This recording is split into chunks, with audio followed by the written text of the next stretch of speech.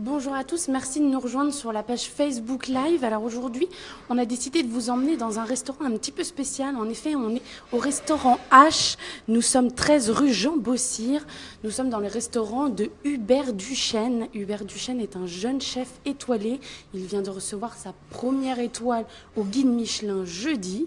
Et alors on a décidé d'aller à sa rencontre et de le découvrir un petit peu et découvrir un peu ses plats, sa cuisine. Je vous emmène.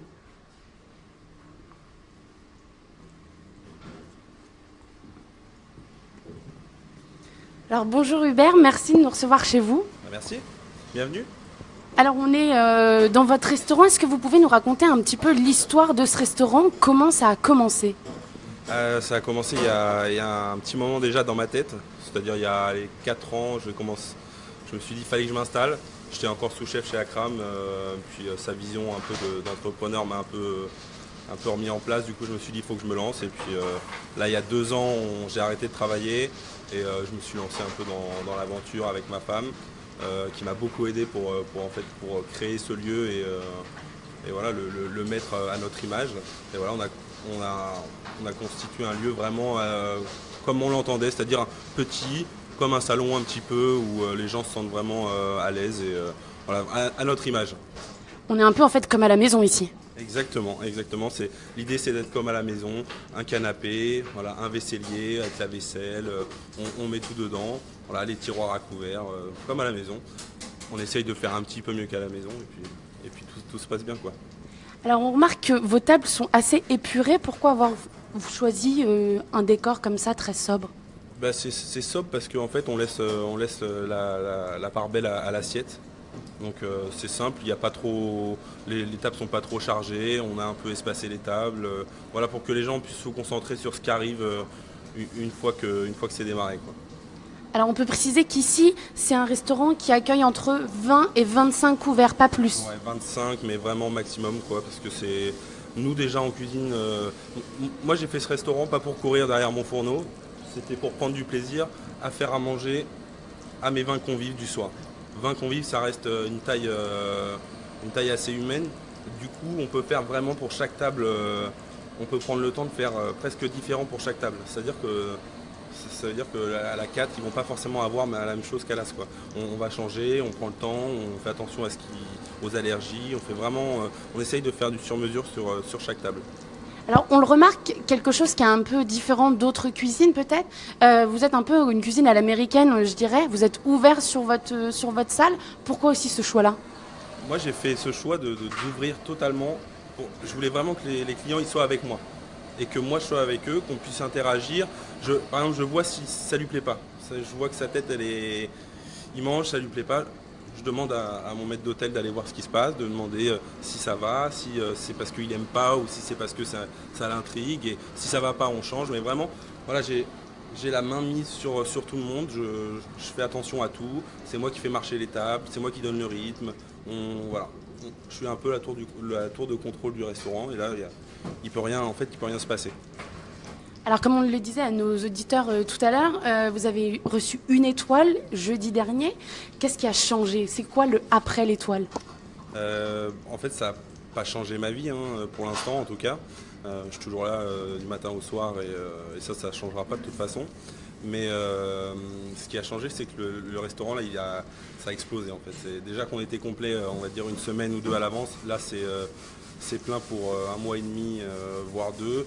Et on sent que voilà, il y a une émulation, il y a un dynamisme énorme. Voilà, il y a des choses, tout bouge autour de nous et on court plus après. C'est les gens qui nous courent après. Donc ça, c'est pas mal. Alors est-ce que vous nous invitez à rentrer dans votre cuisine pour découvrir un peu ce qui se passe? Alors on y va. Venez, on va découvrir un peu ce qui se passe derrière la porte, derrière le comptoir. Voilà Denis. Enchanté, bonjour. C'est le meilleur plongeur de Paris, hein. Attention. Ah bon, donc on est dans la meilleure maison de Paris finalement. Enfin, l'une des meilleures. Ouais, je pense. Je peux pas me vanter, mais ouais. Je déconne. Non, vraiment, voilà. C'est une petite équipe. Il y a Théo. Bonjour. Il est enchanté. Qu'est-ce que tu fais là? Je suis en train d'allumer le green egg pour les viandes de tout à l'heure. C'est quoi le green egg? Un petit barbecue, tout simplement. Ah, vas-y. Toi, je suis un goût, ça va fumer. On fait les cuissons sur la braise. Donc du coup, ça donne vraiment un goût incomparable. On a du feu, on a la flamme. C'est vraiment On vit pour ça. Les cuisiniers adorent le feu, donc ça et ça voilà, ça donne un goût grillé. Ça sent un peu le charbon, la grille, la viande grillée du barbecue. Et alors, qu'est-ce que vous cuisinez ici pour avoir cette étoile? Finalement, vous vous inspirez. J'ai vu un peu de la nature. Est-ce que vous vous inspirez plutôt des saisons? On marche avec une cuisine, on va dire instinctive. On laisse la part belle au végétal, on va dire. Il y a beaucoup de légumes. Après, on fait peu de viande, bien qu'on est obligé dans nos menus d'en mettre une. Et on travaille beaucoup les produits de la mer. Voilà, c'est-à-dire que 80%, allez, 70% du menu, c'est sur le produit de la mer et les légumes. Et après, il y a 10%, c'est de la viande et après, c'est du sucré. Votre produit favori à travailler? Homard. Homard, c'est vraiment un produit qui me satisfait dans tous les sens parce qu'on peut le traiter presque comme une viande, on peut le faire cru, on peut le faire mariner, on peut le pocher devant les clients, vraiment il y a beaucoup de choses à faire. Donc ça c'est top. Alors j'ai remarqué que sur votre carte, il n'y a pas vraiment de carte finalement, c'est un menu soit en 3 temps, soit en 5 temps, soit en 7 temps. Est-ce que vous pouvez nous en dire un peu plus? C'est quoi ces temps finalement? Ces temps, c'est juste les étapes qui vont mener à l'intégralité du menu. Donc on écrit rien sur la carte parce que ça peut changer en fait du matin pour le soir et du jour pour le lendemain. Donc on préfère ne rien mettre et on fait en fonction de ce qu'on reçoit, ce que nos fournisseurs veulent bien nous mettre de plus beau. Donc du coup pour nous c'est magique parce qu'il n'y a pas de routine. C'est-à-dire qu'on va changer sans cesse. Il y a pas, de toute façon ici on n'a pas de frigo. Enfin, on a juste nos 5 portes, on n'a pas de chambre froide. Pas de chambre froide, pas de micro-ondes, pas de congélateur, rien du tout? Non, malheureusement, c'est pas le genre de la maison. On est vraiment sur une cuisine de tous les jours, on refait tout tous les jours, il n'y a pas de stockage. Donc c'est sûr qu'on ne s'enferme pas dans un menu qui va rester 3 mois ou 4 mois. C'est vraiment une cuisine d'instant. Voilà, c'est ce qu'on fait. Donc on est à la recherche du micro-ondes, mais non, on peut vous avouer qu'il y a rien, tout est frais ici. Et alors du coup, qu'est-ce que vous allez nous proposer ce midi? Qu'est-ce que vous avez proposé à vos clients? D'ailleurs les gars, le midi, là, on fait lieu jaune pour le menu du jour. Lieu jaune, on va faire céleri fumé, beurre noisette. Et après, on va faire une partie en canette. Et il y aura de la pintade ensuite. On fait garniture carotte. Voilà, tout simple. Des cerfs, Théo? Café, noisette, citron, comme le grand menu la semaine dernière. On part sur un perfecto. Voilà. Et des glaces, non? On est arrivé tout à l'heure, vous étiez en train de faire des glaces. Alors Noisette, oui, c'est ça pour le menu du jour. Et aussi les glaces, on avait quoi? On a passion mangue pour le sorbet. Et on a une glace, l'orange grillée, orange sanguine grillée, grâce au petit vinaigre, c'est ça. On met les oranges dans le barbecue et après on fait une glace. Pour le côté grillé. On a le côté très grillé de l'orange, c'est un peu magique. Bien. Bien, alors regardez, si on peut voir, alors là on a du lieu, c'est ça? C'est ce que vous disiez? On a des lieux jaunes au four. Ce qu'on fait, c'est qu'on les cuit vraiment tout doucement, donc je les ai mis avant qu'ils arrivent. En fait, on les cuit pas, on les tiédit. Là, à 42, c'est vraiment, ils sont à peine cuits. Et du coup, ça prend un peu de temps à monter en température, donc là il est midi. Les premiers clients arrivent, donc faut les mettre, on vient de les mettre. Ils vont monter tout doucement en température, comme ça on les enverra juste cuits. On les réchauffe un tout petit peu sur la salamandre parce qu'à 42 on n'est pas cuit. Un petit peu cru à cœur, quoi. C'est pas cru, c'est juste parfaitement cuit. Alors pour ceux qui nous demandent où est-ce qu'on est, on est au 13 rue Jean Bossire, le restaurant H. Alors on est avec Hubert Duchesne, donc qui est un jeune chef étoilé qui vient de recevoir son étoile. Un restaurant qui accueille entre 20 et 25 couverts par jour finalement, le soir et le matin, par service. Je pense que vous êtes plein jusqu'à quand là? Là, on est plein jusqu'à mi-mars. On a stoppé les réservations parce que après, ça veut rien dire. Donc il faut patienter un peu pour pouvoir venir déguster cette cuisine. Des disponibilités sur le midi plutôt. On n'est pas complet sur le midi jusqu'à fin mars, mais c'est vrai que sur les soirs, ça commence à être vraiment, vraiment bouqué. Vous privilégiez le midi pour venir déjeuner chez vous, quoi. Éventuellement. Moi Hubert, je voulais savoir, elle est où l'étoile? Parce qu'on ne l'a pas vue sur le devant. Vous l'avez eu jeudi, mais vous ne l'avez pas encore reçue, c'est ça? Elle est dans nos cœurs. Pour l'instant, on n'a pas encore mis la plaque parce qu'on ne l'a pas reçue, mais ça va arriver. Et voilà, l'étoile, elle est dans nos têtes et pour l'instant, ça suffit largement. Alors, qu'est-ce qui vous a donné envie de cuisiner? Il y a quelque chose, un déclic d'enfant, un déclic de la cuisine de votre grand-mère? Bah, c'est pas tant la cuisine en elle-même, en fait, c'est plus le produit qui m'a mené à la cuisine, on va dire.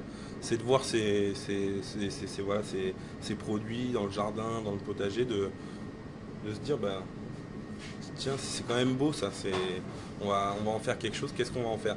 Donc c'était l'idée d'être cuisinier pour le transformer le produit. Et pas forcément la cuisine. Après, ma mère cuisine super bien, il n'y a pas de souci, elle a toujours fait à manger. Elle nous a toujours intégrés aussi dans sa cuisine. Donc ça, c'est peut-être aussi ça qui m'a fait devenir cuisinier. Mais avant tout, c'est vraiment le potager, vraiment le légume qui m'a transmis cette volonté de le transformer, d'en faire quelque chose de magique. Alors, est-ce que vous pouvez nous raconter un petit peu votre parcours? Vous êtes sorti du lycée professionnel à Porte de Normandie, si je dis pas de bêtises, en Normandie. C'est pas un lycée professionnel, mais c'était une filière économique et sociale, un bac général. Moi, j'ai fait ça. Et après, en fait, après le bac, j'ai fait un CAP de cuisine à Paris, parce que j'étais en Normandie. Je suis venu à Paris, j'ai fait un CAP chez Ferrandi. Après, j'ai travaillé un petit peu, j'ai intégré l'école sup de Ferrandi. C'est l'école supérieure de cuisine française. C'est une formation qui, aujourd'hui, a un peu changé, mais qui reste toujours à un super niveau. Et puis après, j'ai travaillé, je suis passé par des très belles maisons. Qu'est-ce qu'on en tire de ces très belles maisons, justement? Dans votre cuisine actuelle, qu'est-ce qu'on y retrouve? On y retrouve la rigueur que j'ai appris dans les plus belles maisons. Et puis cette passion du produit, cette envie de toujours faire mieux et d'évoluer au fur et à mesure. Il n'y a pas de... En fait, toutes les maisons où je suis passé m'ont apporté quelque chose. C'est-à-dire que, par exemple, chez Jean-François Piège, j'ai appris voilà, la grande cuisine française, vraiment la technique, les bases pour tout. Chez Akram, j'ai peut-être appris autre chose, peut-être plus sa vision d'entrepreneur, son côté un peu instinctif, cette façon de faire dans l'instant et voilà, de sublimer presque super facilement les choses. Et voilà, donc toute maison par laquelle on passe apporte quelque chose sur en fait le cuisinier qu'on devient. Alors là, on est à côté de quelque chose, on se demande ce que c'est. Est-ce que vous pouvez nous en dire plus ou pas? Là, on va faire les apéritifs parce qu'on a une table qui vient d'arriver. Pas complet, non. 3 sur 4. Là en fait, c'est pas grave, on va quand même faire les apéritifs. Comme ça, on va vous montrer ce qu'on fait. En fait, là, on est sur les chips parce qu'à l'apéro, moi, ce que je veux, c'est des chips. Je veux du croustillant, Voilà, donc là, on est sur une chips de riz. Ici, on a une chips de riz vénérée qu'on déshydrate puis qu'on frit. Et là, on est sur une chips végétale, donc c'est de la pomme de terre avec de l'angle de sèche qu'on fait sécher également. Et puis dessus, on va venir condimenter un petit peu tout ça. Et là, Théo, il va dresser une petite assiette pour que vous vous rendiez compte un peu de comment commence leur repas ici. D'accord, alors on va regarder le dressage de Théo. Ouais, moi je vais faire les beurres pendant ce temps-là sur les... Et on va après... alors on va commencer finalement sur le beurre et après on ira voir sur comment on dresse l'assiette. Là ce midi on a fait un beurre, on fait notre beurre maison en fait. Donc c'est-à-dire qu'on prend de la crème, qu'on bat très longtemps et on obtient le beurre, on le presse, on enlève le petit lait et on récupère juste le beurre. Donc là ce midi on l'a aromatisé avec de la truffe parce que c'est la saison. Donc on a des belles truffes noires là qui sont arrivées ce matin. Elles sont sur le poste là-bas là. Ouais, vous pouvez voir dans la boîte là. Donc c'est exactement les mêmes. Et donc ce qu'on fait c'est qu'on fait des quenelles. On met quenelles de beurre aux truffes. Voilà. Donc encore une fois que du produit de saison. De la saison et du fait maison. Voilà, j'ai envie de dire que là, avec ça, avec le super pain de notre boulanger, Ernest et Valentin, donc ils sont à côté de chez moi dans le 12e, et ben je vous dis, une belle tartine avec ça, c'est magique. Ça donne envie, effectivement. On dirait de la glace vanille ou de la glace aérienne. On dirait effectivement de la glace vanille. Il est super onctueux et puis il est assez aérien, vu qu'on passe un petit peu dans le pack au jet. J'imagine que quand il est sur la table, le beurre, il reste pas longtemps. Hein. Ouais, non, souvent il passe pas les apéros. Non, ça c'est un petit péché mignon ça. Hop, voilà. Et en plus c'est beau là sur la super vaisselle. Alors justement, cette vaisselle, c'est quoi? Vous la faites exprès, vous l'avez fait faire, vous l'avez pensé vous-même? C'est de la vaisselle que j'ai dessinée avec une céramiste qui s'appelle Michiko Seki, qui a un tout petit atelier à côté de Paris. Elle fait des choses magnifiques. Donc là, voilà, on a décidé de laisser un petit rebord pour pouvoir venir racler. On a pensé vraiment chaque détail dans toutes nos assiettes. Et là, donc ce soir, j'ai aussi un nouveau lot de vaisselle. Je suis très impatient. Donc voilà, Il n'est pas encore arrivé? Non, ça arrive ce soir. Ah mince, on va pas pouvoir le découvrir avant. Ça va revenir au restaurant. Il va falloir venir, effectivement. Là, on a fait faire des bols un peu genre coquille d'œuf, avec un peu d'or 24 carats sur le côté cassé. Voilà, c'était, voilà, on dessine, on pense un plat, on dessine une assiette. C'est vraiment, il y a une réflexion derrière chaque objet qui se trouve ici. On ne laisse rien au hasard, quoi. Chaque plat a une assiette bien spécifique? Pas chaque plat. Presque. Ça dépend, en fait, presque. Soit on adapte le plat à l'assiette, ou soit l'inverse. On crée une assiette parce qu'on a pensé un plat. Du coup, c'est vrai que ça, ouais, c'est pas mal. Allez. Alors on va retourner à l'apéritif, à nos fameuses chips. Alors qu'est-ce qu'on a mis sur les chips? Alors, sur la chips végétale, on a rajouté une petite crème un petit peu assaisonnée, ciboulette, quelques petites herbes, avec du haddock et une petite herbe qui s'appelle Aquilée millefeuille, qui a un petit peu le goût de pain. Et sur la chips de riz vénérée, on a mis tout simplement des petits œufs de poisson vinaigrés. Donc on a des œufs de saumon, on a des œufs de poisson volants, qui se rappellent un petit peu le goût wasabi. Et le haddock, il est préparé comment? Il est cru? On va se tourner vers le chef. C'est un haddock qu'on fait venir ici, il est prêt, c'est pas nous qui le fumons parce qu'on n'a pas la place de mettre un fumoir et on n'a pas le matériel, mais c'est un super haddock et il a un super goût fumé, il n'est pas trop cuit. Chips de pommes de terre végétales à eau sèche. Ça aussi, d'accord. Celle-là. Voilà. Voilà, on y va, ils sont Complète. Et alors pourquoi cette présentation sur les galets? Bah, c'est un peu voilà, notre côté, on reste proche de la nature. Après, c'est pareil, les supports ça change. Avant, on mettait sur de la mousse végétale, mais on reste collé à notre façon de voir la chose, très, très végétale, très dans la nature, parce que c'est ce qu'on a envie de faire ressentir aux gens. Et il y a un ensemble assez cohérent dans l'ensemble du menu où nous, on commence par, voilà, on commence par. Là, il y a les galets, donc forcément, on est sur du haddock, on est sur des œufs de poisson, il y a la mer, il y a la langue de sèche. Donc voilà, c'est vraiment, enfin, c'est réfléchi, on va dire.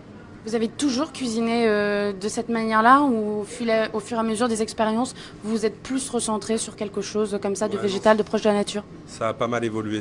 Moi, avant, j'étais un peu plus viandard, on va dire, plus.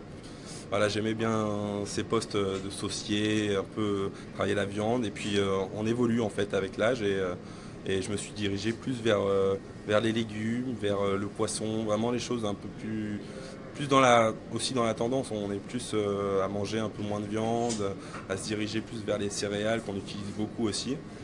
Voilà, je pense que c'est une évolution logique avec le temps. Est-ce qu'on a des questions d'internautes, Arnaud? Moi, une petite question en fait. Hubert, maintenant vous avez eu l'étoile, c'est un accomplissement. Maintenant, le plus dur, souvent on dit, c'est de la garder. Ça met une pression supplémentaire pour toute l'année ou pas? Ouais, il y a une pression bien sûr qui arrive, mais c'est une pression qui est bonne, c'est sain, c'est dynamisant. Il y a pas de, c'est pas une pression. Oulala, est-ce qu'on va y arriver? De toute façon, moi j'ai été clair avec toute l'équipe, on change rien, on reste fidèle à ce qu'on fait, on croit toujours en ce qu'on fait. On ne va pas changer du tout au tout parce qu'on est étoilé Michelin. Il faut coller à notre personnalité, c'est hyper important. Voilà, on continue dans cette lancée. En fait, on a juste envie de faire encore mieux et de ne pas décevoir. Et donc on continue comme ça, on va pas s'arrêter là. On va stabiliser cette première étoile et puis après on va essayer d'avancer au fur et à mesure. Une seconde peut-être? C'est pas le projet pour l'instant, mais c'est pas non plus à moi d'en décider, mais on travaille dans l'objectif de toujours aller plus loin et de toujours faire mieux. Donc après, les guides nous récompensent ou pas, mais vraiment c'est surtout sur le dynamisme de travail. On continue là-dessus. Alors on va peut-être finir avec une petite anecdote. Ou à moins qu'il y a encore une question, non? Alors est-ce que vous avez découvert, vous l'avez repéré, cette fameuse personne qui est venue inspecter votre restaurant pour le guide Michelin? Et si vous l'avez repéré, qu'est-ce qu'on se dit à ce moment-là? On panique, on fait tout pareil? On l'a repéré une fois. On était presque sûr que ce soit eux. Comment on les repère? C'était un midi, il était tout seul. On s'est dit, bon, on fait attention à cette table, comme on fait attention à toutes les tables. On n'en a pas fait plus. On a juste, faire attention. Après, ils sont pas venus qu'une fois dans l'année. Et le reste des fois, on les a pas vus. Non, je pense que c'est pas la bonne démarche de faire mieux pour eux ou quoi. C'est juste, il faut toujours être au même niveau et sans se soucier en fait de savoir qui est en train de manger. Parce que si on commence à faire au cas par cas, ça dénature un peu l'expérience. Enfin, c'est un peu comme ça que je le vois. Et alors, dernière question, comment on réagit quand au bout du fil, on vous appelle et on vous dit c'est le guide Michelin, vous avez reçu une étoile, vous avez fait quoi? Vous avez fermé le restaurant? Déjà, j'ai beaucoup pleuré déjà, de joie bien sûr, mais j'ai eu du mal à encaisser la nouvelle quand Michael Ellis s'appelle, c'est juste énorme. J'en ai encore des frissons là quand je vous le dis. Ensuite, on était plein le lendemain. Vu qu'on est que deux en cuisine, j'ai dit on ferme pour le lendemain. On a appelé tous nos clients pour les faire annuler en fait, pour annuler leur table, en leur expliquant la raison de cette annulation. Et puis on s'est rendu au Michelin et puis on a profité de cette journée parce que ça n'arrive pas forcément 2 fois dans une vie. Donc voilà, on a profité de cette belle journée et après on s'est remis dedans le vendredi et voilà. L'aventure continue. Ouais, voilà, c'est ça. Il ne faut pas s'arrêter et puis on continue sur cette belle lancée. C'est ce dynamisme. Merci beaucoup de nous avoir suivis dans votre cuisine. On va peut-être finir sur un plan de ces fameuses carottes qui sont quoi? Qui sont caramélisées? Oui, on les cuit comme ça, juste au beurre, un petit peu. Comme ça, elles rissolent tout doucement. On va les servir juste là. Sur les plats, donc on les cuit juste avant le service, vraiment, que ça attend pas, ça passe pas au frigo, c'est magique. Donc voilà, on vous rappelle, on est au restaurant H avec Hubert Duchesne et toute son équipe, un jeune chef fraîchement étoilé qui vient de recevoir sa première étoile au guide Michelin jeudi dernier. Puis Agathe, je pense qu'on va essayer de réserver une table à midi, non? Peut-être, on va peut-être essayer de revenir. Au revoir en tout cas, merci beaucoup de nous avoir suivis.